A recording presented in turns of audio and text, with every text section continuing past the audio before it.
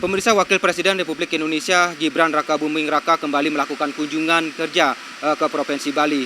Menaiki pesawat TNI AU Boeing 748-800, Wapres Gibran dan istri tiba di Terminal VVIP Bandara Internasional Igusti Ngurah Rai pada Kamis sore sekitar pukul 18.20 WITA. Kedatangan Gibran dan rombongan disambut Gubernur Bali Wayan Koster bersama Forkopimda lainnya. Selain itu, salah satu agenda Wapres Gibran selama di Bali melakukan silaturahmi dengan pelaku usaha sektor pariwisata di Politeknik Pariwisata Bali pada Jumat siang ini.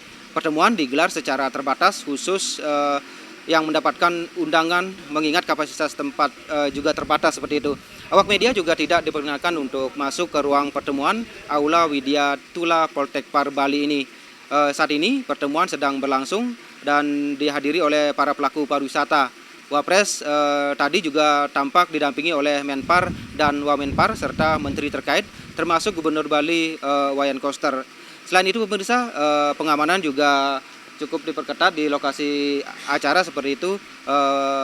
Petugas Pas Pampres juga melakukan penjagaan di lokasi acara. Selain itu, pemirsa, Rakabuming Raka juga melakukan peninjauan langsung harga kebutuhan pokok di Pasar Badung Denpasar pada pukul 7 pagi tadi. Kunjungan yang turut didampingi Wali Kota Denpasar Jaya Negara ini dalam rangka memastikan stabilitas harga sembako di pasaran. Dalam kunjungannya, Wakil Presiden berinteraksi langsung dengan para pedagang dan pembeli untuk mengetahui perkembangan harga jumlah komoditas utama seperti beras, minyak goreng, selain itu juga gula, telur, serta bahan kebutuhan pokok lainnya.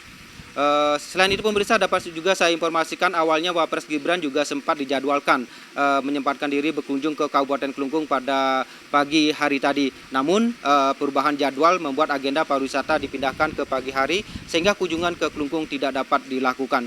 Seperti itu. Dari Nusa Dua Badung, Ari Wiratmaja, Indrawan dan Angkat Wirawan melaporkan.